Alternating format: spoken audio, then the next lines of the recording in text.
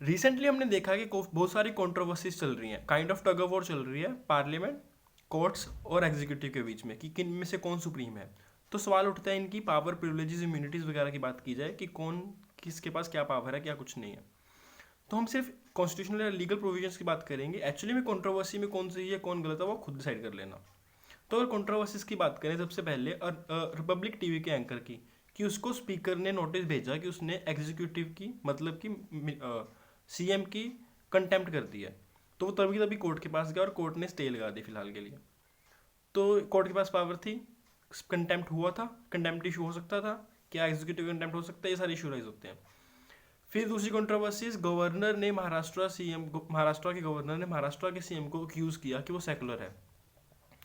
तो गवर्नर की क्या पोजीशन है, महाराष्ट्र सीएम को गवर्नर ऐसा बोल सकता है नहीं बोल सकता, किसकी क्या पावर है, क्या प्रिविलेज है, क्या इम्यूनिटी है। फिर उसके बाद आंध्र प्रदेश सीएम ने सुप्रीम कोर्ट के एक जज के ऊपर एलिगेशन लगाई है कि वो इंटरफेरेंस कर रहा है स्टेट में। तो क्या कोई भी बंदा किसी कोर्ट के जज के रिगार्डिंग ऐसा कुछ बोल सकता है? इसमें कंटेम्प्ट पावर क्या है और प्रिविलेज क्या है और क्या रिस्ट्रिक्शन है इसके रिगार्डिंग। फिर इसके पहले थोड़े महीनों पहले देखा था हमने कि राजस्थान में स्पीकर ने इनिशिएट की थी डिस्क्वालिफिकेशन की प्रोसीडिंग, उसके लिए नोटिस भेजा था कुछ कुछ एमएलएस को। तो वो कोर्ट के पास चले गए, तो कोर्ट ने फिलहाल के लिए स्टे लगा दी थी उस पर। फिर उसके बाद वो इशू काफ़ी कॉम्प्लिकेट हो गया और 2-3 कोर्ट्स में उलझ गया इशू। तो क्या स्पीकर के पास पावर है इनिशिएट करने की ऐसी प्रोसीडिंग्स, और क्या कोर्ट इसमें इंटरफेयर कर सकती है? फिर प्रशांत भूषण के ऊपर सुप्रीम कोर्ट ने कंटेम्प्ट प्रोसीडिंग चलाई थी, तो सुप्रीम कोर्ट की कंटेम्प्ट पावर क्या है? और लास्टली अभी रिसेंटली ही उत्तराखंड की हाई कोर्ट ने उत्तराखंड के एक्स जो गवर्नर हैं उनको नोटिस भेजा था कंटेम्प्ट के लिए। तो क्या गवर्नर के अगेंस्ट प्रोसीडिंग्स इनिशिएट की जा सकती हैं? तो अब इन सभी कंट्रोवर्सीज को लेकर सवाल उठता है कि ये सारे जितनी बॉडीज़ हैं, governor, president, parliament, state legislature, अपनी स्टेट सेंटर की और स्टेट दोनों की एग्जीक्यूटिव, इनकी क्या पावर्स, प्रिविलेजेस की क्या इम्यूनिटीज़ हैं। तो फर्स्ट ऑफ ऑल हम देखें इनके ऑफिस की जो मान्यता है, जो इनकी प्रेस्टीज है। ये जितने भी ऑफिस हैं इन सब के लिए ओथ कंपलसरी है। तो मतलब अगर आपको इन पोस्ट्स को होल्ड करना है तो फर्स्ट कंपल्शन ये है कि आप ओथ लो।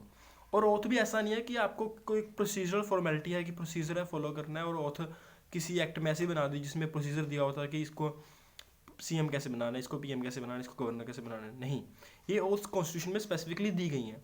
प्रेसिडेंट और गवर्नर की तो कॉन्स्टिट्यूशन के आर्टिकल्स में ही दी हुई है ओथ क्या होएगी, और बाकी जो बॉडीज हैं उनकी शेड्यूल 3 में दे रखी हैं, बट उसके रिगार्डिंग प्रोविजन दे रखी है आर्टिकल्स में कि उनको उस शेड्यूल के अकॉर्डिंग ओथ लेनी है।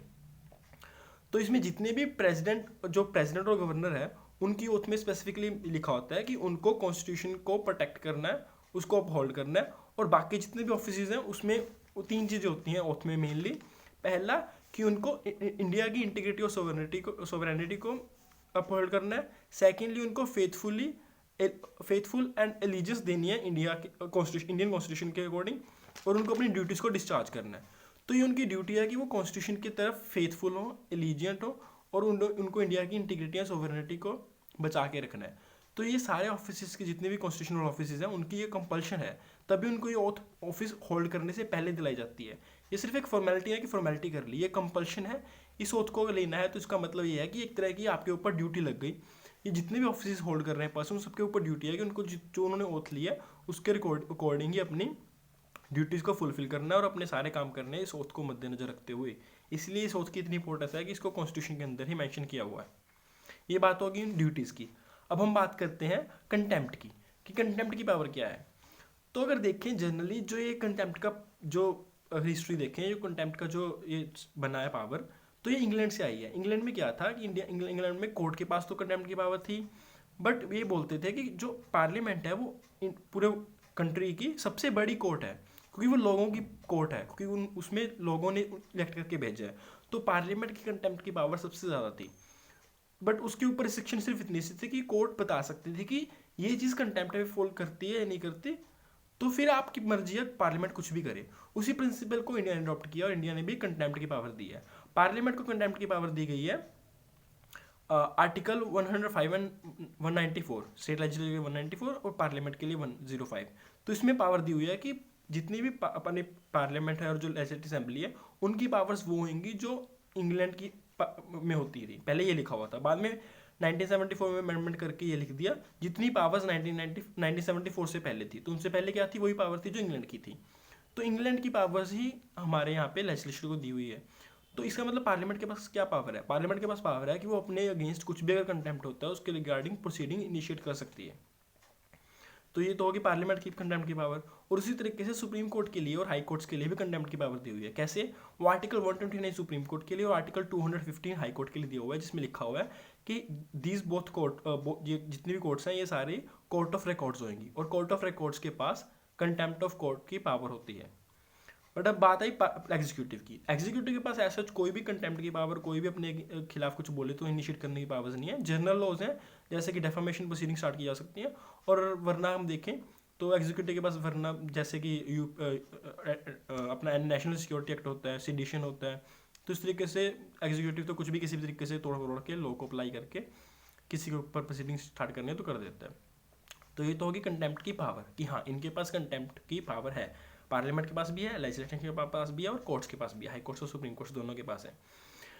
अब बात आती है कि जितने भी एक्ट्स करते हैं इनकी एक्ट्स की कितनी महानता है, कि मतलब इनको कोई चैलेंज कर सकता है। तो अगर हम देखें तो जो हाई कोर्ट और सुप्रीम कोर्ट्स ने जो भी लॉ ले डाउन कर दिया वो लॉ बाइंडिंग होता है। जैसे सुप्रीम कोर्ट ने कुछ भी लॉ ले डाउन कर दिया तो आर्टिकल 142 के अंदर सारी कोर्ट्स के ऊपर बाइंडिंग है।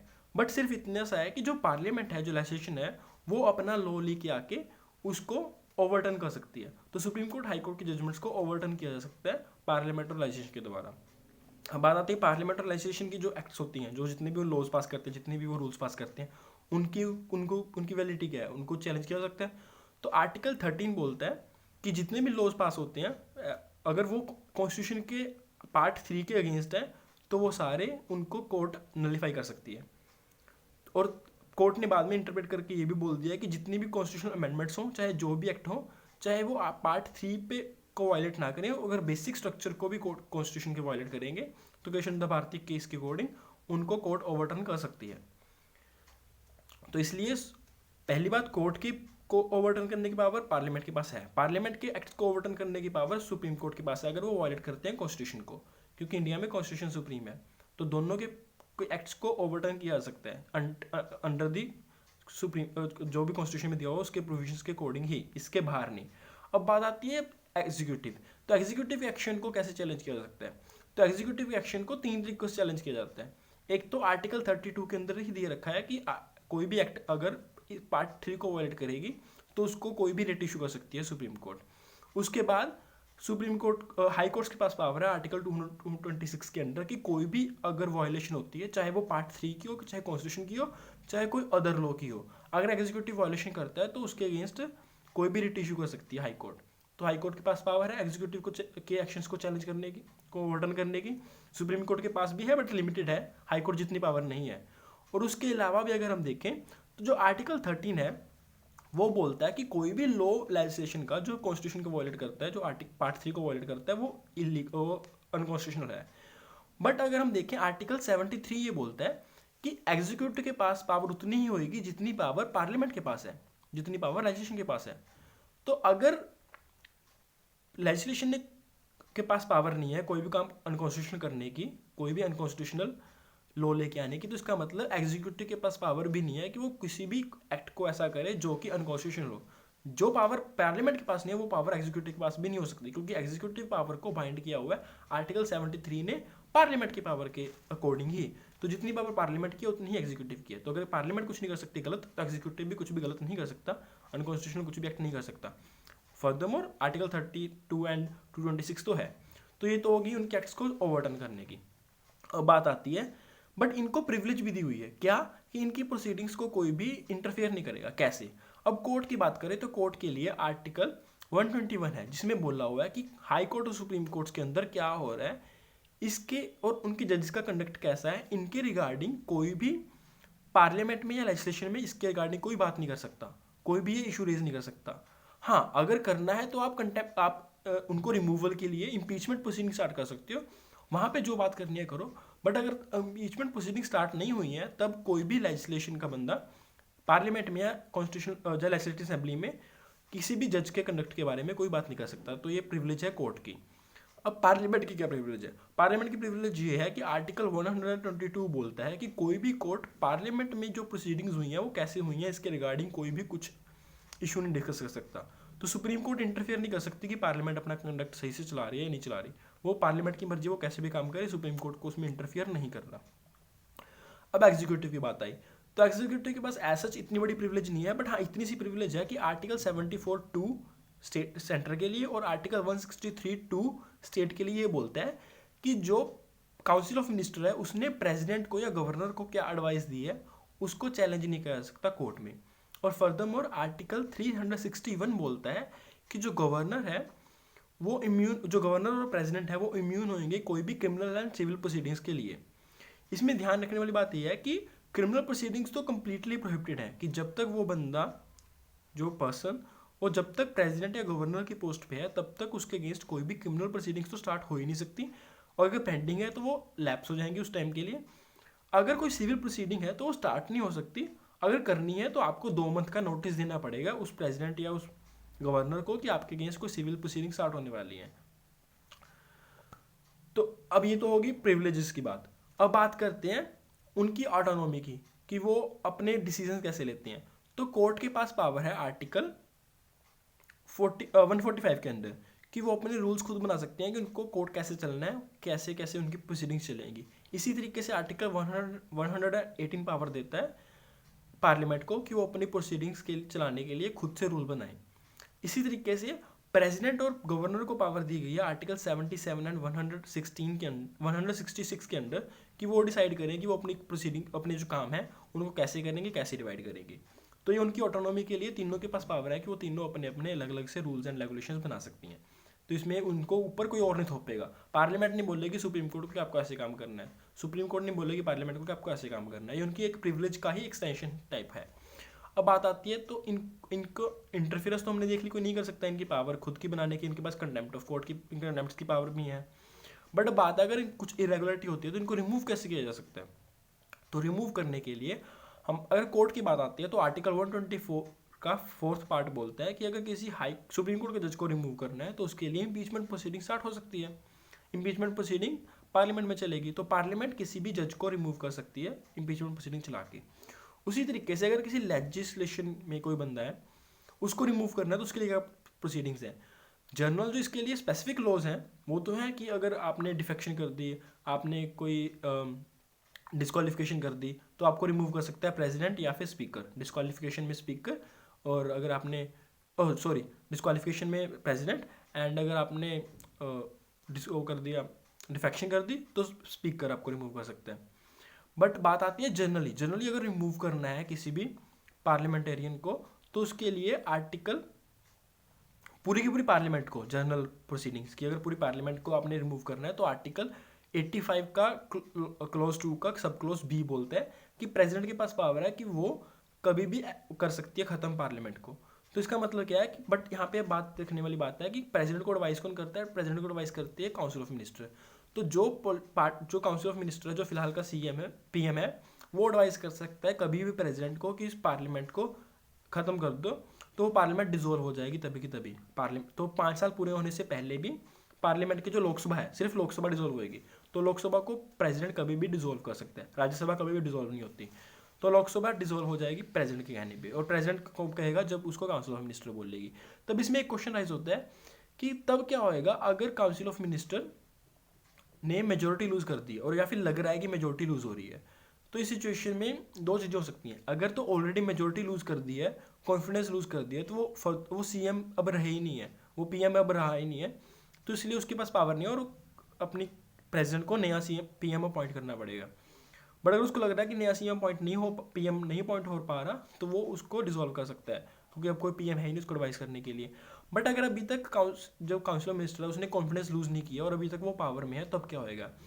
तब अगर उसने एडवाइस कर दिया अपने प्रेसिडेंट को कि इसको ख़त्म कर दीजिए, डिसॉल्व कर दिया जाए, तो जनरली प्रेसिडेंट डिसॉल्व कर देता है। और ये जो प्रिंसिपल है जो चलता आ रहा है इंग्लैंड में बहुत बार हुआ है कि डिसॉल्व कर दिया, और कई बार अगर डिसॉल्व नहीं भी करता तो इसमें प्रेसिडेंट को ही बाद में नुकसान होता है, क्योंकि जब मेजोरिटी वाली जो गवर्नमेंट है उसने कॉन्फिडेंस लूज कर दिया तो अब कोई और गवर्नमेंट तो बन ही नहीं सकती। तो इसलिए बहुत रेयर चांस है कि प्रेसिडेंट इस बात को डिनाई करेगा। तो ये पावर प्रेसिडेंट के पास है, बट इसमें लिमिटेशंस है और इसमें कुछ जनरल अपना कस्टम है कि उसको डिसॉल्व कर ही देना चाहिए।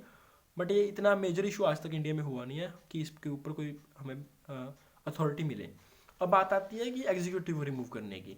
तो अगर प्रेसिडेंट को और गवर्नर को रिमूव करना है, उसके लिए हमारे पास आर्टिकल 6 उनके इम्पीचमेंट प्रोसीडिंग स्टार्ट की जा सकती हैं, उसके लिए हमारे पास स्पेसिफिकली आर्टिकल्स हैं।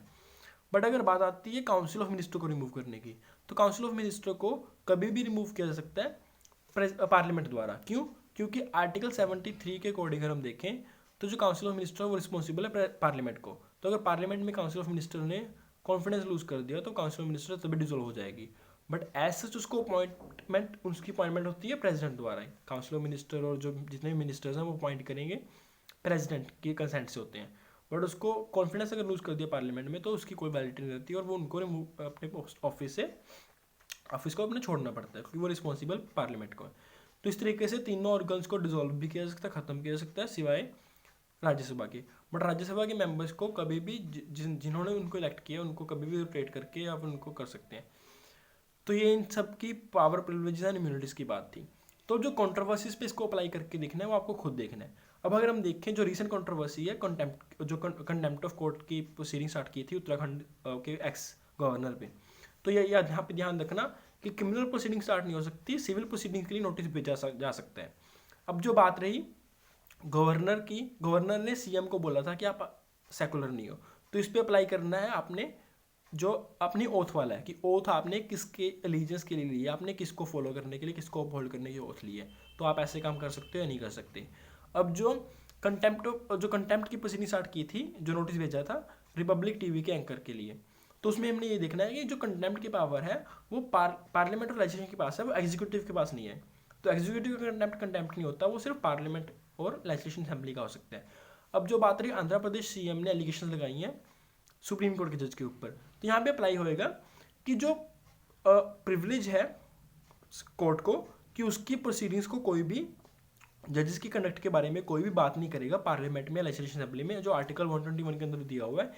ये बात यहाँ पे ध्यान रखनी है कि ये ऑल्दो प्रोहिबिशन है कि वो बात नहीं करेंगे उसके कंडक्ट के रिगार्डिंग, बट यहाँ पे एक बात है कि सुप्रीम कोर्ट इंटरफेयर नहीं कर सकती कि आपने यहाँ पे हमारे बारे में बात क्यों कर ली। वो स्पीकर का प्रोरेगेटिव है कि वो एक्शन लेना चाहे तो ले सकता है, वो हाउस एक्शन लेना चाहे ले सकता है कि आप किसी बंदे के खिलाफ, अपने पार्लियामेंटेरियन के खिलाफ या फिर एमएलए के खिलाफ, कि आपने इनके बारे में बात क्यों की। वो सुप्रीम कोर्ट इंटरफेयर नहीं कर सकती, हाई कोर्ट इंटरफेयर नहीं कर सकती कि आपने आर्टिकल 121 को वायलेट कर दिया। आर्टिकल 121 की वायलेशन के लिए अगर कोई एक्शन लेना है तो वो पार्लियामेंट ही ले सकती है, वो खुद लेजिस्लेशन असेंबली ही ले सकती है, वो कोर्ट नहीं ले सकती उसके वायलेशन के लिए एक्शन। बट यहाँ पे जो एलिगेशन है वो उसने लगाई, सीएम ने लगाई है, वो पार्लियामेंट में नहीं लगाई गई। तो ये आर्टिकल 121 की जो प्रोहिबिशन है वो यहाँ पे अप्लाई नहीं होती, बट यहाँ पे सुप्रीम कोर्ट की कंटेम्प्ट की जो पावर है वो अप्लाई होती है। तो अब सुप्रीम कोर्ट और हाई कोर्ट इसमें अपनी कंटेम्प्ट की पावर यूज़ करेंगी या नहीं करेंगी, और उसको उनको प्रोटेक्शन, तो ऐसे आर्टिकल 121 की एक तरह की प्रोटेक्शन भी है और प्रोहिबिशन भी है, ये दोनों नहीं मिल सकती। तो सही क्या है गलत क्या है ये आपको देखना है। अब जो बात है राजस्थान के केस में कि नोटिस इशू किया था डिस्क्वालिफिकेशन के लिए, तो जो मैंने बताया कि इंटरनल हाउस प्रोसीडिंग्स कैसे चलेंगी, तो उसके लिए जो आर्टिकल 118 के अकॉर्डिंग पार्लियामेंट के पास पावर है कि वो डिसाइड करे कि उसके हाउस की प्रोसीडिंग कैसे चलेंगी, और सुप्रीम कोर्ट और हाई कोर्ट प्रोसीडिंग्स के अंडर इंटरफेयर नहीं कर सकती। तो इसलिए स्पीकर के पास पावर है कि वो अपने प्रोसीजर के अकॉर्डिंग कुछ भी एक्शन ले सकते हैं। तो उसने अगर नोटिस इशू किया है तो उसकी पावर है, उस हाउस की पावर है कि वो नोटिस इशू कर सकता है। अब उस नोटिस इशू होने के बाद अगर कोई वायलेशन हो जाती है किसी उसके राइट की, कोई कॉन्स्टिट्यूशनल राइट की, फंडामेंटल राइट की वायलेशन हो जाती है, तो उसके लिए सुप्रीम कोर्ट बाद में इंटरफेयर कर सकता है अगर वायलेशन होती है। बिना वायलेशन के, बिना एक्शन लिए सुप्रीम कोर्ट और हाई कोर्ट किसी भी हाउस की प्रोसीडिंग में इंटरफेयर नहीं कर सकती, क्योंकि हाउस को राइट है कि वो आर्टिकल 118 के अकॉर्डिंग अपने डिसीजन खुद से ले सकते हैं। तो इसमें ये अप्लाई करके देखना है आपको कि स्पीकर ने जो किया और जो हाई कोर्ट ने उसमें इंटरफेयर किया वो सही है या गलत है। प्रशांत भूषण और सुप्रीम कोर्ट के केस में contempt of court supreme court की पावर है ऑलरेडी, उसको अप्लाई करना है। That's it, thank you and signing off.